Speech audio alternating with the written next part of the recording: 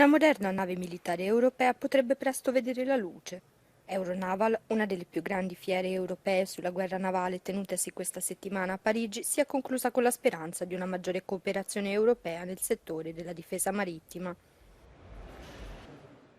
L'Agenzia europea per la difesa ha dichiarato che gli Stati membri hanno iniziato a lavorare sull'idea di costruire una nave da combattimento di nuova generazione per il 2040.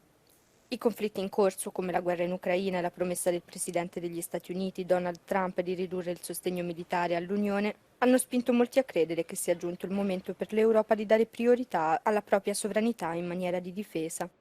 Tout le monde est bien conscient que l'Europe est un grand ensemble qui est capable d'avoir des programmes ambitieux, ce qui est plus difficile pour les pays pris individuellement. Et donc si on veut être à la hauteur des enjeux de la Chine, des États-Unis, mais même de l'Inde, qui est un pays continent, c'est pas en restant morcelé, c'est pas avec l'Espagne qui fait ses programmes, l'Italie qui fait ses programmes, la France qui fait ses programmes, qu'on pourra avoir une marine européenne ou des marines d'Europe qui seront à la hauteur des enjeux du combat du futur.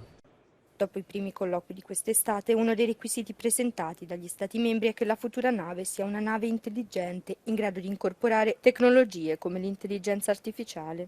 Un'idea che è stata accolta con entusiasmo dal sindacato che rappresenta l'industria navale francese.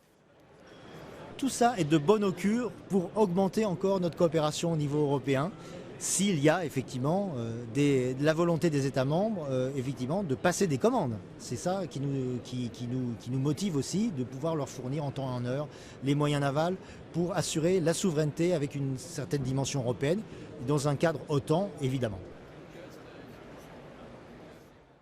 I ministri della difesa dell'Unione si riuniranno a Bruxelles il 19 novembre per discutere del progetto.